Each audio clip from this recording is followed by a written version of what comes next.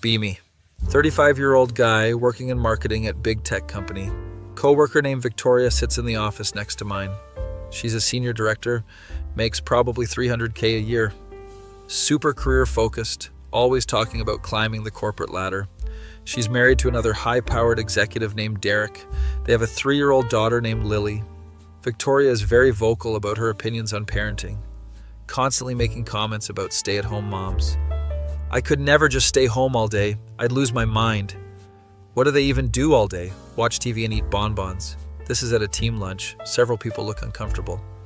My wife Jennifer actually stayed home with our kids when they were young. I don't engage, not worth the argument. Victoria continues, I'm teaching my daughter that women can have careers and be successful, not just sit around waiting for their husband to come home. Our coworker Patricia has 3 kids and stays home with them. Her husband Mark works in our IT department. He looks annoyed but doesn't say anything. Victoria is oblivious. No offense to anyone, but I think it's setting a bad example for daughters. They need to see their mothers being ambitious and powerful. She's talking loud enough that half the cafeteria can hear. A couple weeks later, company family day event. Everyone brings their kids and spouses. Victoria shows up with Derek and Lily, except there's also a 4th person with them. Young woman, maybe 25, clearly their nanny. Her name tag says, Hi, I'm Rachel. Lily is literally holding Rachel's hand, not Victoria's. Throughout the event, Lily stays glued to Rachel. Victoria is networking, barely interacting with her own kid. Derek is doing the same, working the room. Rachel is the one getting Lily snacks, taking her to activities, wiping her face. My wife Jennifer notices this. That's sad. The nanny is doing all the actual parenting. Yeah, Victoria is too busy talking about her career to notice her own daughter. We watch as Lily falls and scrapes her knee. She runs crying to Rachel, not Victoria. Rachel scoops her up, comforts her, puts a Band-Aid on. Victoria glances over, sees Rachel has it handled, goes back to her conversation. Later, I'm talking with Mark from IT. His wife Patricia is there with their 3 kids. The kids are well-behaved, happy, clearly bonded with both parents. Victoria walks by with Derek. Oh, Patricia, so nice of you to come. Must be strange being around all us working parents. Patricia smiles politely. Actually, I work harder than most people I know, just not in an office. Oh, I'm sure you're very busy. The condescension is dripping. Derek pulls Victoria away before it gets worse. Babe, come meet the VP of sales. They disappear into the crowd. Rachel is still with Lily, playing with her at the kids area. Jennifer walks over to chat with Rachel, comes back with interesting information. That nanny works 60 hours a week for them. She basically raises Lily, while Victoria and Derek work. She does breakfast, daycare pickup, dinner, bedtime, everything. Victoria sees Lily maybe an hour a day on weekdays. That's depressing. The nanny seems sweet though, clearly loves the kid. A few months pass. Victoria's always talking about work stuff, never about Lily. When she does mention Lily, it's always something the nanny told her. Rachel says Lily is learning her colors. Rachel took Lily to the zoo yesterday. Rachel thinks Lily might need speech therapy. It's always Rachel this, Rachel that. One day at lunch, bigger group, someone asked Victoria about Lily's development. Oh, she's doing great, hitting all her milestones.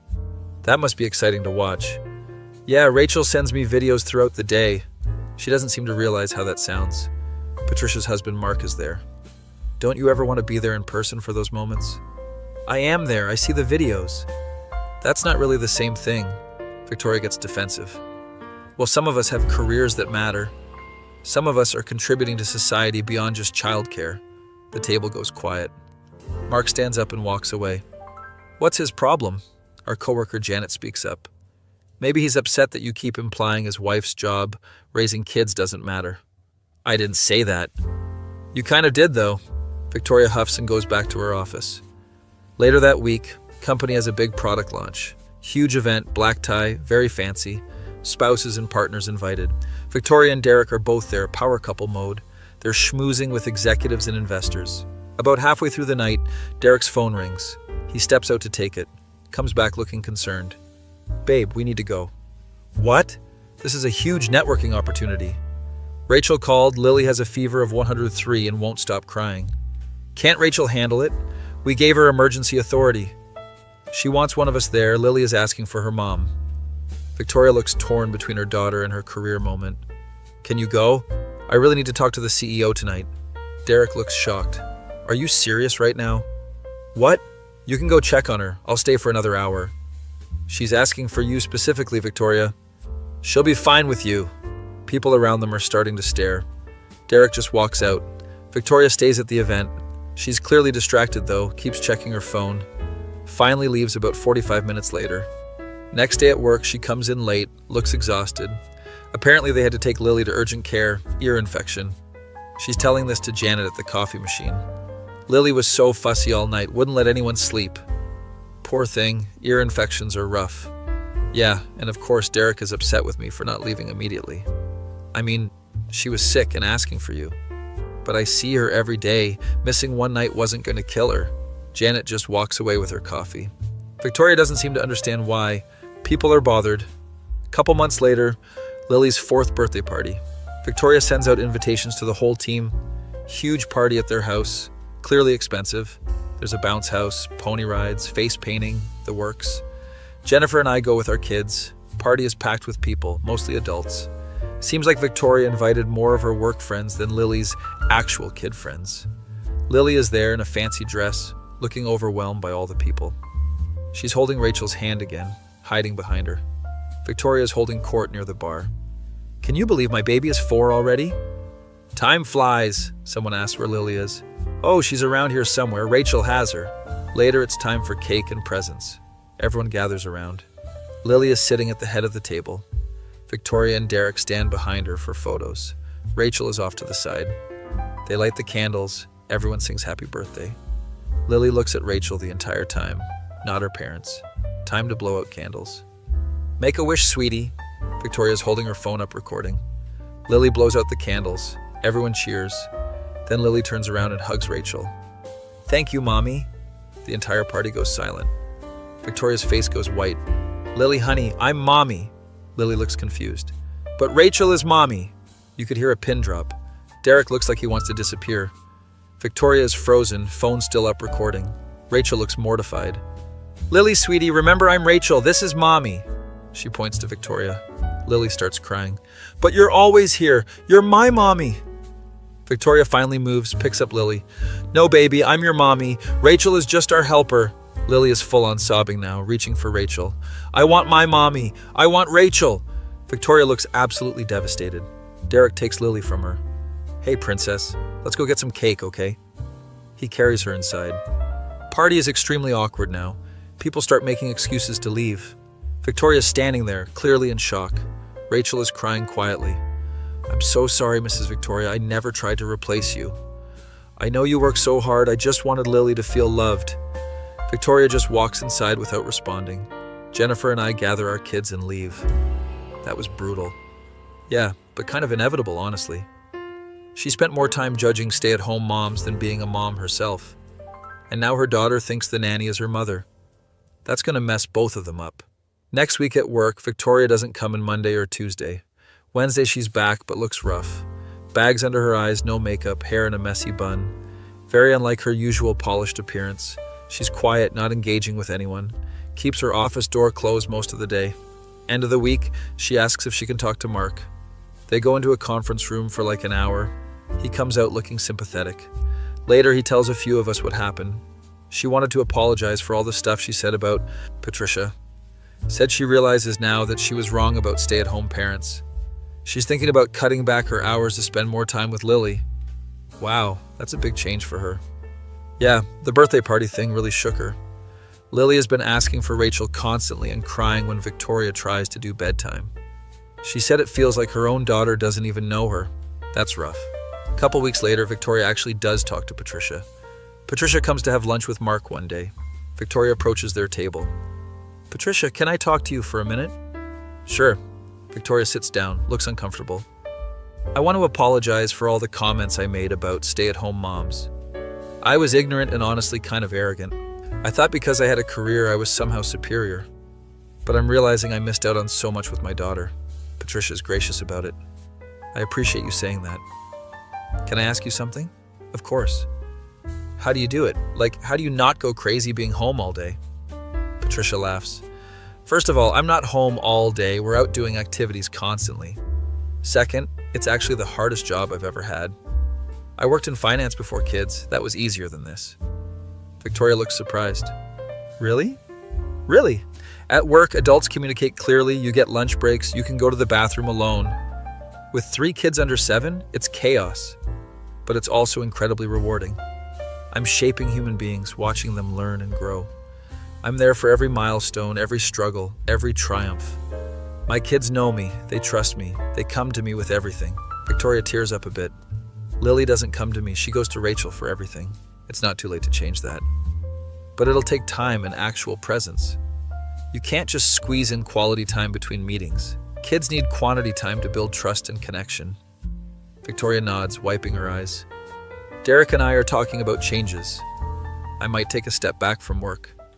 Good for you. Your daughter is only 4 once. They talk for a while longer. Over the next month, things start shifting for Victoria. She starts coming in later and leaving earlier. Stops volunteering for after-hours projects. Turns down a promotion that would require more travel. People in the office notice. Victoria really changed after that birthday party incident. Yeah, having your kid call the nanny mom will do that to you. Think she'll actually stick with it? Hard to say, but she seems pretty shaken. Few months pass. Victoria is definitely working less, around 40 hours instead of 70. She's talking about Lily more. But now it's stuff she did with Lily, not stuff Rachel told her about. Lily and I went to the park yesterday. We made cookies together this weekend. Lily showed me her new dance moves. She seems happier, honestly, less stressed. One day at lunch, she opens up to a few of us. I've been doing therapy with Lily. The birthday party thing really affected her. She's confused about why I'm suddenly around more. Thinks she did something wrong that made Rachel leave. Wait, Rachel left? Yeah, Derek and I let her go. It was too hard for Lily having both of us there. She kept getting confused about who was who. And honestly, it was too painful for me. Watching my daughter prefer someone else. So now we have after-school care, and I pick her up by 4:30 every day. Derek adjusted his schedule too, he does mornings. Wow, that's a big lifestyle change. Yeah, we're making like $100K less combined without the nanny costs.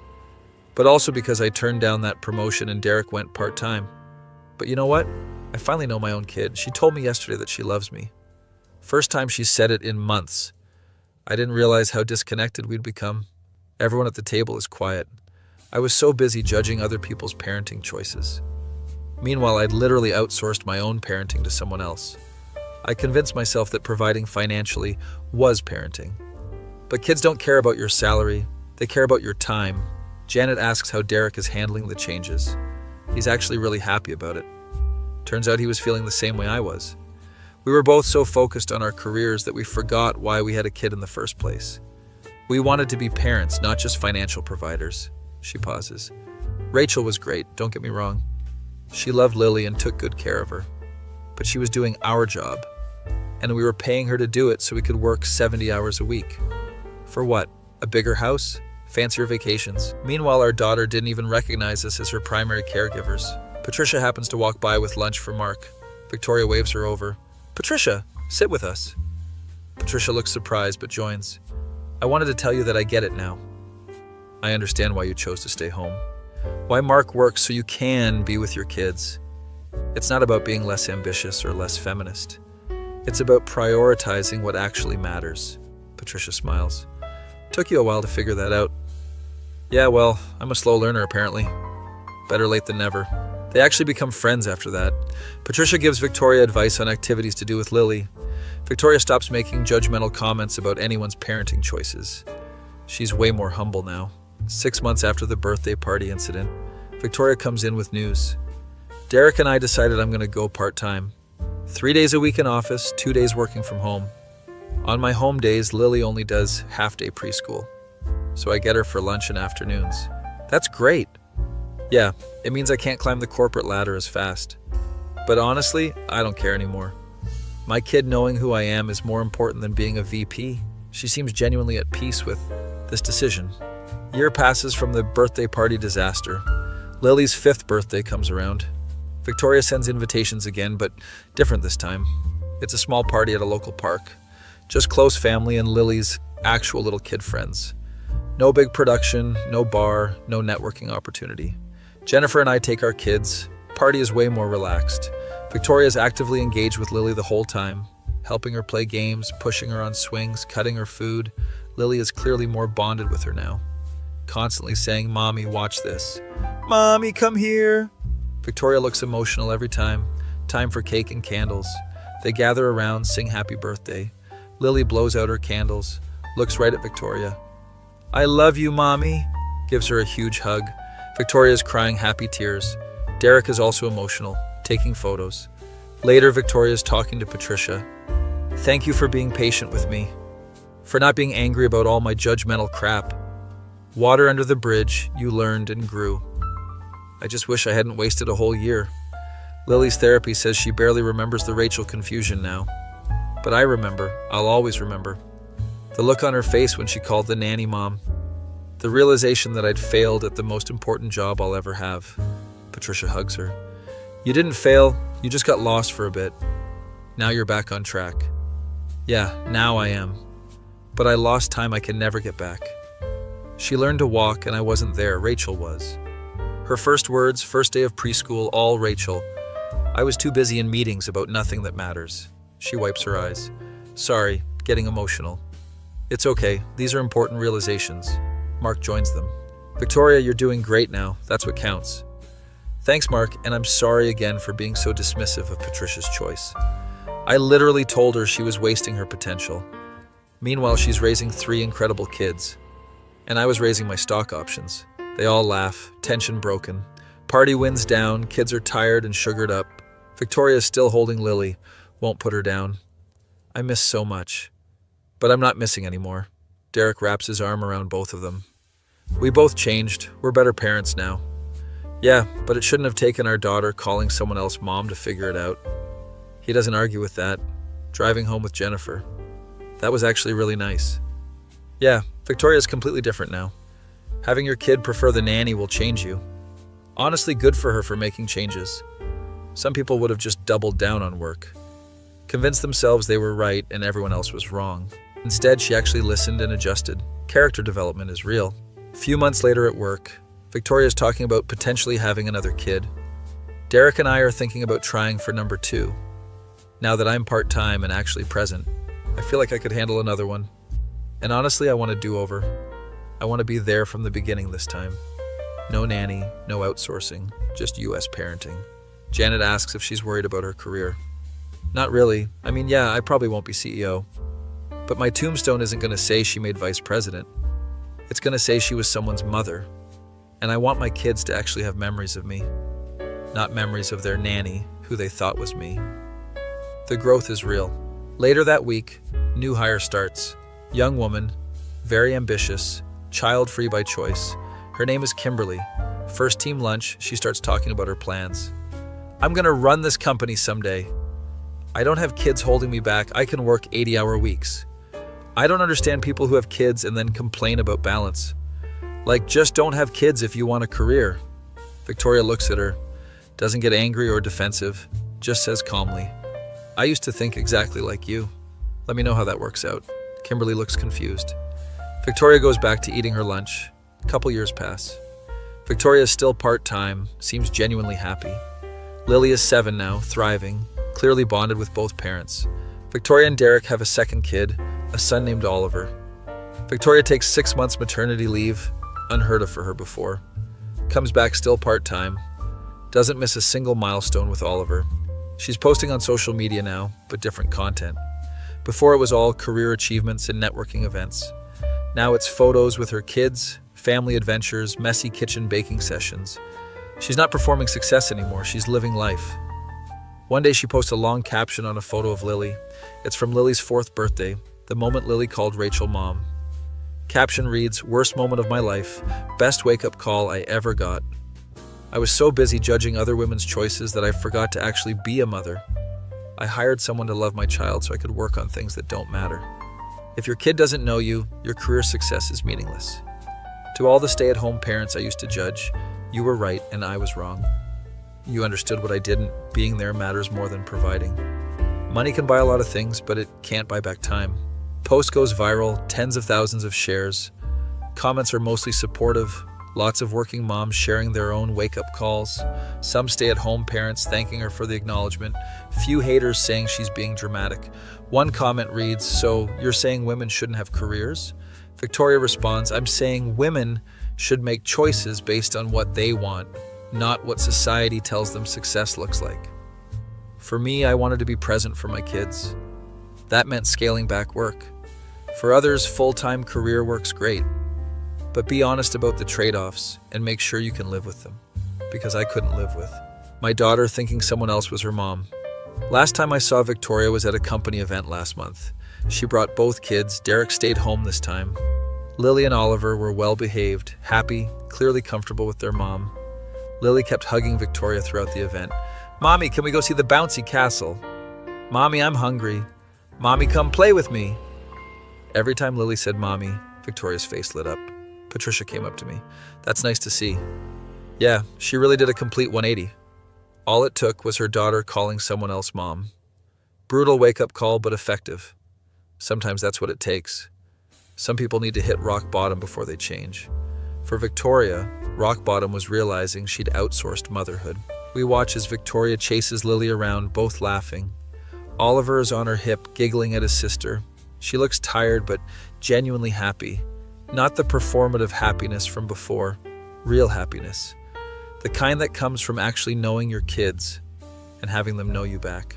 My face when a career-obsessed mom learned that her title at work means nothing if her kid doesn't know her name. That feel when you realize presence is the only present that matters.